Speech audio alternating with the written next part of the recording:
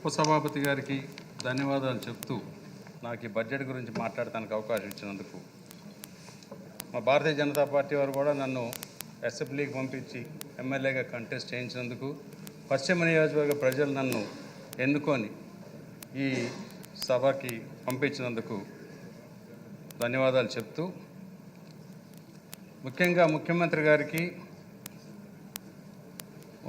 గారి సహచరులు కేబినెట్ మంత్రులకి, మరీ ముఖ్యంగా ఫైనాన్స్ మినిస్టర్ కేశవ్ గారికి అభినందనలు చెప్తూ, ఈ బడ్జెట్ గురించి మీరు సూచించిన విధంగా తక్కువ సమయంలో మాట్లాడాలంటే కొన్ని హిస్టారికల్గా చూస్తే 1995-96లో ఇప్పటి మన ముఖ్యమంత్రి గారు ఆర్థిక మంత్రిగా ఉమ్మడి ఆంధ్రప్రదేశ్కి కేవలం 3,195 కోట్ల రూపాయలు మాత్రమే బడ్జెట్. దాన్ని ప్రపోర్షనేట్గా చూస్తే 2,000 కోట్లు మాత్రమే మన ఆంధ్రప్రదేశ్ చెందుతుంది. అంటే అప్పటి నుంచి ఇప్పుడు చూస్తే 3 దశాబ్దాలుగా అంటే 30 టైమ్స్ పెరిగింది. కనీసం 150 టైమ్స్, నాట్ 30 టైమ్స్. అయితే ఈ సందర్భంగా మనం ఆలోచించవలసింది, మన భారతదేశ ఆర్థిక వ్యవస్థ విపరీతంగా మల్టీఫోల్డ్గా పెరగడానికి గత 10 సంవత్సరాల్లో చాలా బ్రహ్మాండంగా మన ప్రియతమ ప్రధానమంత్రి నరేంద్ర మోడీ గారి నాయకత్వంలో చాలా పటిష్టమై ప్రపంచంలోనే భారతదేశ ఆర్థిక వ్యవస్థని పడేలాగా అతి త్వరలో మన భారతదేశం ఎక్కడో ఉన్న భారతదేశాన్ని ఆల్రెడీ ఇప్పుడు 9వ ఆర్థిక వ్యవస్థగా వచ్చాం. అతి త్వరగా 5వ స్థానానికి చేరే దిశగా పరుగులు పెడతా ఉన్నాం. 5 నుంచి 4 అది చాలా త్వరగా వచ్చేటుంది, ఎందుకంటే గ్యాప్ చాలా తక్కువ ఉంది. ఈ 10 సంవత్సరాల్లో మనం గమనించినట్లయితే ముఖ్యంగా భారతదేశం ఎప్పుడూ కూడా చాలా ధనిక దేశం. Because of it's natural resources, sea coast కానీ, తర్వాత అపారమైన మన కల్చర్, భారతదేశ కల్చర్ కూడా చాలా విలువైన కల్చర్. మన దురదృష్టవశాత్తు స్వతంత్ర భారతదేశం వచ్చినాక మన పాలకులు ఎవరైనా సరే, రాజకీయ పార్టీలు వాటిని గమనించకుండా కేవలం రాజకీయానికే వాడుకొని ఆర్థిక వ్యవస్థని పెంపొందించలేకపోయారు. దాంతో country is rich but people are poor అనే స్థాయికి మనం పడిపోయాం. అయితే ఇప్పుడు ప్రవేశపెట్టిన బడ్జెట్ అనుమానం లేకుండా ఇది చక్కగా కేంద్ర ప్రభుత్వంలో ఎన్డీఏ ప్రభుత్వం ఏదైతే దిశగా వెళుతుందో, అంటే యాస్పిరేషనల్ బడ్జెట్, అదే దిశలో ఈ బడ్జెట్ను కూడా ప్రవేశపెట్టారు. మెయిన్లీ ఎకనామిక్ డెవలప్మెంట్ని, సోషల్ వెల్ఫేర్ని, సామాజిక న్యాయాన్ని, సామాజిక సమతుల్యాన్ని పాటిస్తూ ఈ బడ్జెట్ని ప్రవేశపెట్టడం జరిగింది. చాలా సంతోషం. ఎందుకంటే అది ముఖ్యంగా ఎందుకన్నానంటే బీసీ వెల్ఫేర్కి 47,456 కోట్లు పెట్టారు. అయితే లోగడ బడ్జెట్లో 38,605 కోట్లు పెట్టారు, కానీ అది కూడా ఖర్చు పెట్టలేదు. అట్లాగే ఎస్సీ వెల్ఫేర్కి 20,281 కోట్లు పెట్టారు. లోగడను 8,159 కోట్లు మాత్రమే పెట్టడం జరిగింది. డెఫినెట్గా ఈ బడ్జెట్ కూడా ఎలకేషన్స్ బాగానే ఉన్నాయి. ప్రైవేట్ ఇన్వెస్ట్మెంట్స్ వచ్చి దాని ద్వారా ఇండస్ట్రీ బాగా పెంపొందిస్తారని నమ్మకం.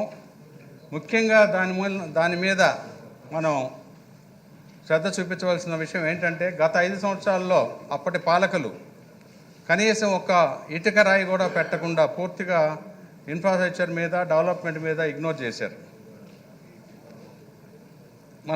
మీకు అందరికీ కూడా తెలుసు, మన ప్రజాస్వామ్యంలో అపోజిషన్ లేకుండా ఇలాంటి సభను నడిపించడం అంటే అధికార పక్షానికి ఇంకా ఎక్కువ బాధ్యత ఉంటుంది షోల్డర్స్ మీద. కాబట్టి అధికార పక్షంలోనే ఉంటూ మనం కొన్ని నిర్మాణాత్మకమైన మార్పులు చేసుకునే విధంగా ప్రతి సభ్యుడు కూడా చెప్తే బాగుంటుందని నా ఉద్దేశం. దాన్ని క్రిటిసిజం అనుకోకూడదు. ఈ బడ్జెట్ని మేనేజ్ చేయడం అంటే ఆదాయము ఖర్చు రెండింటిని మ్యాచ్ చేసుకోవటం. ఈరోజు కేశవ్ గారు కూడా లేరనుకుంటా. ఎందుకంటే ఇప్పుడు సుమారుగా అప్పులు 81,000 కోట్ల అప్పులు వాళ్ళు మనకి క్లోజింగ్ బ్యాలెన్స్ కింద ఇచ్చి వెళితే మనం ఇంకో 30,000 కోట్లు పెంచుకొని 1,03,000 కోట్ల అప్పుని పొందుపరుస్తామని చెప్పి మనం ఈ బడ్జెట్లో పెట్టుకోవడం జరిగింది. అయితే ముఖ్యంగా దీన్ని బ్యాలెన్స్ చేయాలంటే ఆదాయాన్ని పెంచుకోవాలి, ఖర్చును తగ్గించుకోవాలి. ఎక్కడ ఆదాయం పెంచుతాం అనేది నాకు కొంచెం భూతద్దం పెట్టి దొరికిన ఈ సంవత్సరం అయితే కనపడలా. ఖర్చు తగ్గించేది కూడా ఎక్కడా ఖర్చులు తగ్గించాల. అదేవిధంగా 48,000 కోట్లు డెట్ రీపేమెంట్కి వడ్డీతో కలిపి ఉన్నది. రెవెన్యూ డెఫిసిట్ ఒక 33,000 కోట్లు ఉంది. టోటల్ బడ్జెట్లో సుమారుగా 40% రాష్ట్ర ప్రభుత్వం నుంచి వస్తూ ఉంటే 30% సెంట్రల్ గవర్నమెంట్ నుంచి సపోర్ట్ తీసుకొని ఇంకో 30% అప్పుల ద్వారా ఈ వ్యవస్థ నడిపిద్దామనే విధంగా ఈ బడ్జెట్ ప్రవేశపెట్టారు. అప్పు చేయటం తప్పు లేదు, కానీ అప్పుని డెఫినెట్గా ప్రొడక్టివ్ బేసిస్లో కనుక ఇన్వెస్ట్ చేసి రాబోయే సంవత్సరాల్లో ఇన్కమ్ పెంచుకోగలం అనే నమ్మకం కనుక కుదిరిస్తే ఈ బడ్జెట్ బ్రహ్మాండమైన బడ్జెట్. ఇందులో స్టాటిస్టిక్స్ చూస్తే మన రాష్ట్ర ప్రజలు సుమారుగా 62% అగ్రికల్చర్ మీద ఆధారపడి ఉన్నారు అనేది స్టాటిస్టిక్స్ చెప్తా ఉన్నాయి. కానీ దురదృష్టవశాత్తు మనం 15% మాత్రమే వాళ్ళకి కేటాయించడం జరిగింది. అంటే పరిస్థితులు, రిసోర్సెస్ కంచి మూలన. అట్లాగే ఇరిగేషన్ ప్రాజెక్ట్స్కి సుమారుగా 18,000 కోట్లు కేటాయించారు. ముఖ్యంగా అందరికీ తెలిసిన విషయమే, ఈ హౌస్లో ఉన్న మెంబర్స్ అందరికీ కూడా, రాయలసీమ ఉత్తరాంధ్రలో అనేక ఇరిగేషన్ ప్రాజెక్టులు దశాబ్దాలుగా కుంటిపడిపోయి ఉన్నాయి. ఈ 18,000 కోట్లు డెఫినెట్గా ప్రయారిటైజ్ చేసి అగ్రికల్చర్ రాయలసీమకి ఉత్తరాంధ్రకి ఆ ప్రాజెక్టులు కంప్లీట్ అయ్యే విధంగా సరైన నిర్దిష్టమైన సమయంలో నిర్దిష్టమైన కాస్ట్లో, అంటే కాంట్రాక్టర్లు మళ్ళీ ఓవర్ రన్లు పెట్టుకొని ఆ పేమెంట్లకి ఇబ్బంది పడి కాంట్రాక్టర్ పని ఆపకుండా టైం లైన్స్ బడ్జెట్స్ గట్టిగా కనుక కంట్రోల్ చేయడానికి ఎవరినైనా థర్డ్ పార్టీ ఏబుల్ ఏజెన్సీని పెట్టి డెలివరీ చేపిస్తే అగ్రికల్చర్ ప్రొడ్యూస్ చేస్తే సుమారుగా 4 టైమ్స్ జిఎస్డిపి పెరుగుద్దని చెప్పి IMF వరల్డ్ బ్యాంకు చెప్తా ఉన్నాయి. అంటే 18,000 కోట్లు ఇరిగేషన్ ప్రాజెక్టు పెడితే కనీసం ఒక 2 సంవత్సరాల తర్వాత అయినా అక్కడ వ్యవసాయ ఉత్పత్తి పెరిగి 4-5 టైమ్స్ జిఎస్డిపి పెరిగి దాని నుండి కనీసం ఒక 10 నుంచి 12% మనకి ఇన్కమ్ పెరుగుతుంది. ఎందుకంటే ఇది నేను పోలవరం ప్రాజెక్టు మీద అధ్యయనం చేయడం జరిగింది. పోలవరం ప్రాజెక్టు మనం 40,000 50,000 కోట్లు అని చెప్పి సుమారుగా 15 సంవత్సరాల నుంచి దాంతో ప్రాక్టికల్గా డిలే చేస్తూ వచ్చాం. నిజానికి పోలవరం ప్రాజెక్టు కంప్లీట్ చేస్తే 20 నుంచి 25,000 కోట్ల వ్యవసాయ ఉత్పత్తి పెరుగుద్ది అనేది ఎస్టిమేషన్. అంటే 1,00,000 నుంచి 1,25,000 కోట్ల జిఎస్డిపి నిర్దిష్టంగా పెరగడానికి అవకాశం ఉంది. దాని ద్వారా కోల్డ్ స్టోరేజ్ కానీ, ఫ్రైట్ కానీ, ఇంకా అనేక రకాలుగా వచ్చి ట్యాక్స్ కలెక్షన్ కానీ, కనీసం వాల్యూ యాడెడ్ ప్రొడక్ట్స్ మీద కనీసం 15,000 కోట్ల రూపాయల సంవత్సరానికి రాష్ట్రానికి ఆదాయం పెరిగే అవకాశం ఉంది. నేను కేంద్ర ప్రభుత్వంలో కూడా అనేకసార్లు చెప్పాను, మీరు ఇచ్చే నాబార్డ్ లోన్ దాన్ని రింగ్ ఫెన్స్ చేసి సపరేట్గా పెడితే 4-5 సంవత్సరాల్లో దాన్ని కట్టేపోయే అప్పు అంతా తీరిపోద్ది. కాబట్టి దానికి మేనమీసాలు లెక్క పెట్టకుండా రాష్ట్రానికి ఇవ్వండి అని. కానీ లోగడ 5 సంవత్సరాలలో ప్రభుత్వం మన దురదృష్టవశాత్తు ఏ ఒక్క ఎంపీ కానీ ప్రభుత్వం కానీ ఆ దిశగా ఇప్పుడు అడిగిన పాపాన పోలేదు. అట్లాగే ఈ బడ్జెట్లో నాకు కొంచెం సర్ప్రైజ్ అనిపించింది. స్పెసిఫిక్ అలొకేషన్ 6,705 కోట్లు పెట్టారు. పోలవరం ప్రాజెక్టు ఆ రోజు 2014-15లో అరుణ్ జైట్లీ గారు దురదృష్టవశాత్తు ఆయన ఈరోజు మనలో లేరు.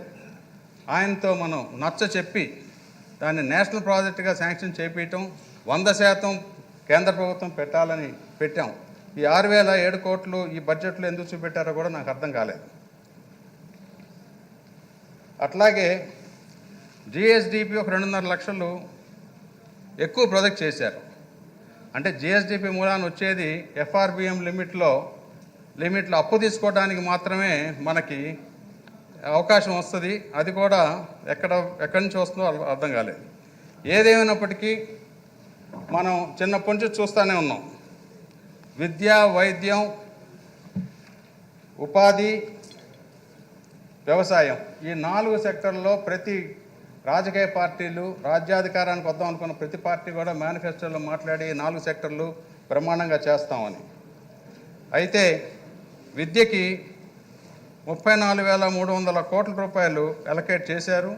అందులో 15,000 రూపాయలు ప్రతి విద్యార్థి, స్కూల్కి వెళ్ళే, కాలేజ్కి వెళ్ళే విద్యార్థికి ఇస్తారని అది కూడా బడ్జెట్ ఉన్నట్లుంది. అయితే దానికి ఈరోజు మనం ఆర్టిఫిషియల్ ఇంటెలిజెన్స్ అంటున్నాం, ఫ్యూచరిస్టిక్గా మాట్లాడుతున్నాం. వాటన్నిటిని వాడి ప్రతి విద్యార్థిని ప్రాపర్గా ట్రాక్ చేసి మానిటర్ చేసి 15,000 రూపాయలు ఆ యొక్క విద్యార్థి ఒక చదువుకు మాత్రమే చదివే విధంగా ఈరోజు సాఫ్ట్వేర్ డెవలప్ చేసి బ్రహ్మాండంగా ట్రాక్ చేయొచ్చు. తప్పకుండా చేస్తే విదేశాల్లో లాగా 17 సంవత్సరాలు 18 సంవత్సరాలకి వాళ్ళ కాళ్ళ మీద వాళ్ళు నిలబడి పేరెంట్స్కి కానీ ప్రభుత్వానికి కానీ బడ్డెన్ కాకుండా ఉంటారని చెప్పి నా ఉద్దేశం. దాంతోపాటు మన యూనివర్సిటీసు, ఏ యూనివర్సిటీ పేరు చెప్పడం నాకు ఇష్టం లేదు, కానీ చాలా పాతకాల యూనివర్సిటీస్ కూడా ఇప్పటికి కూడా ప్రభుత్వ గ్రాంట్ల మీద ఆధారపడి ఉన్నాయి. ఇంటర్నేషనల్గా విద్య ఎప్పుడూ కూడా ప్రభుత్వం దాని మీద ఆధారపడితే విద్య ముందుకెళ్ళడం చాలా కష్టం.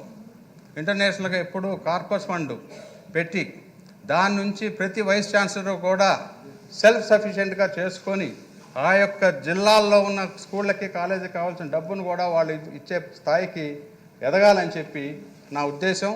ఎందుకంటే నాకు కూడా ఒక మెడికల్ కాలేజీ నడిపే అనుభవం ఉంది. దాంట్లో చూస్తే 5 నుండి 10 సంవత్సరాల వరకు క్యాపిటల్ అసెట్ పెట్టేసి ఇన్ఫ్రాస్ట్రక్చర్ పెడితే ప్రభుత్వ రూల్స్ అన్నీ తూచా తప్పకుండా ఫాలో అయితే ప్రతి సంవత్సరం ఎంతో కొంత సర్ప్లసే వస్తుంది. కానీ అందులో నుంచి పేషెంట్స్కి సర్వ్ చేయొచ్చు, ఇన్సూరెన్స్ తీసుకోవచ్చు.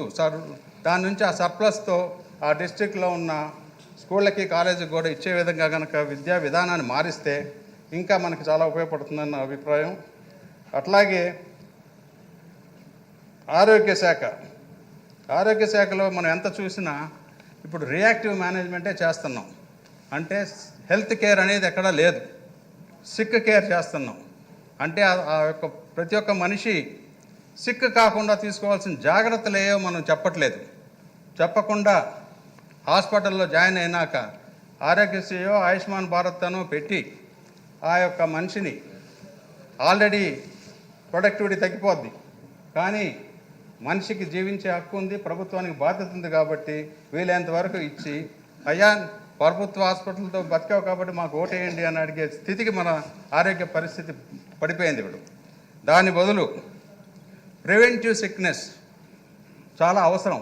పర్టికులర్గా ఇప్పుడు ఎక్కడ చూసినా, నేను మాది చిన్న కాన్స్టిట్యున్సీ అయినప్పటికీ ఎక్కడ చూసినా కూడా డబ్బు ఖర్చు పెడతా ఉంది ప్రభుత్వం, కానీ ఎక్కువ వృధా పాలన కనపడుతుంది. కానీ ఆరోగ్య శాఖలో నాకు అంతకంటే మించిది కనపడలేదు.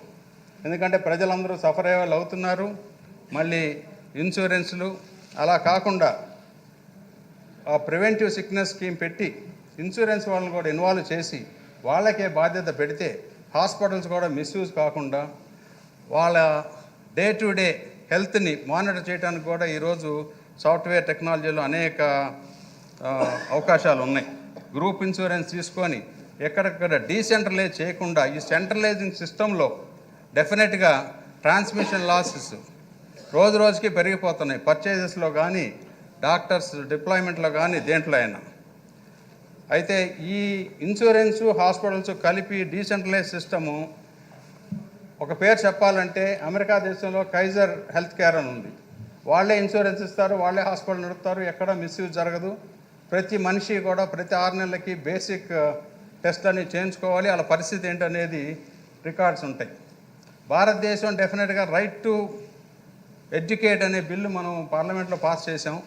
కానీ right to education, quality education ఇచ్చే పరిస్థితి రాష్ట్ర ప్రభుత్వాల కిందకు వస్తాయి కాబట్టి మనం ఏం చేయలేకపోతున్నాం.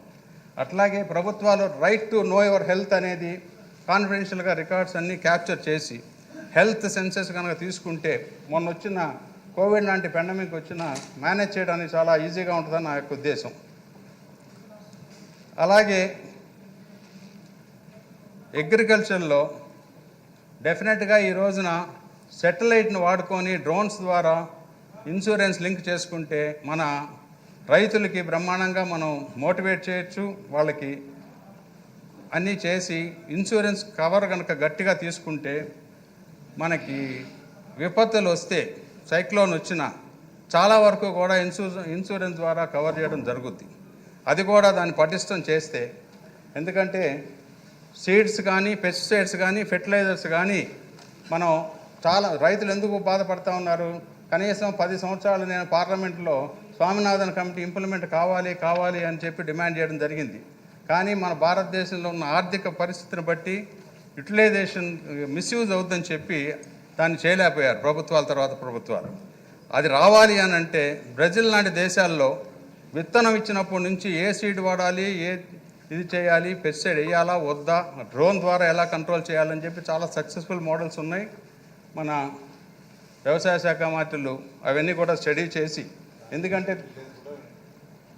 ఇప్పుడు ఈరోజు ఒక డ్రోను ఒక పురుగు ఒక మొక్కకు మొదలైతే అది ఆటోమేటిక్గా ఇంకొక డ్రోన్కి సంకేతం పంపించి ఆ డ్రోన్ వెళ్ళి ఆ మొక్కకు మాత్రమే పెస్టిసైడ్ వేసే టెక్నాలజీ వచ్చింది. వీటన్నిటినీ కూడా, ఎందుకంటే there is no need to reinvent the wheel already invent చేశారు. దాన్ని ఎలా వాడుకోవాలనేది కనుక మనం జాగ్రత్తగా అవలంబిస్తే బాగుంటుంది. ఇక 4వది ఉపాధి వృత్తి.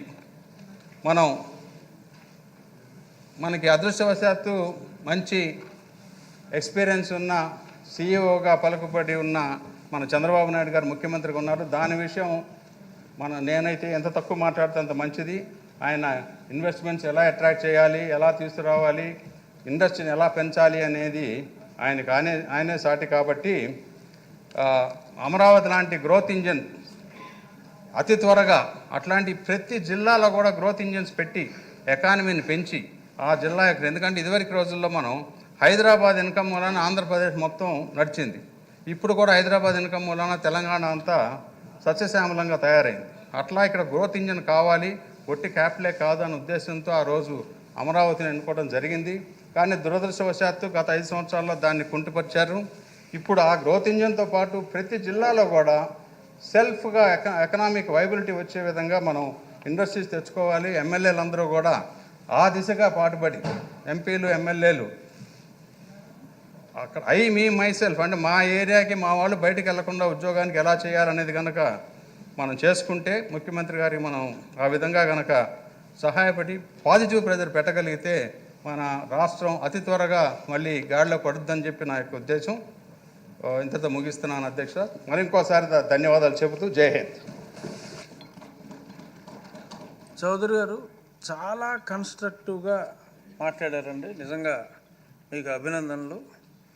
అందుకని కొంచెం మీరు సభకి అటెండెన్స్ కూడా బాగా పెరిగితే అందరికీ కూడా ఎక్కువ ఉపయోగం ఉంటుందని చెప్పి నా భావన.